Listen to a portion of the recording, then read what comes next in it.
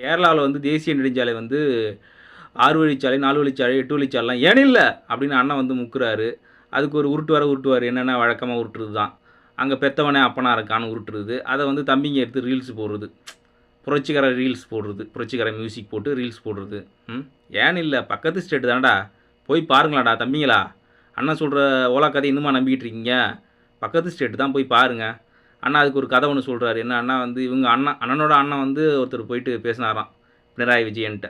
அண்ணாச்சி, ஏன் நீங்கள் 4 வழிச்சாலை, 6 வழிச்சாலை, 8 வழிச்சாலைலாம் போட மாட்டீங்க அண்ணாச்சி அப்படின்னு அண்ணனோட அண்ணன் போய் கேட்டாராம். அதுக்கு வந்து அவர் சொன்னாராம் வந்து, அதை மலையாளத்தையே சொல்லி காட்டுறாப்புல அண்ணன் வந்து, அது வந்து காட்டழிக்கும், மலையழிக்கும், வயலழிக்கும், அப்புறம் வந்து டோல்கேட்டு போடும், அது ஏண்டா அப்படின்னு சொன்னாராம். கேரளாவில் வந்து 4 வழிச்சாலை கிடையாது. அண்ணன் சொல்கிற ஓலா கதையில் மட்டும்தான் கிடையாது.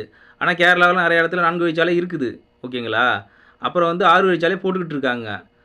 678 கிலோமீட்டர்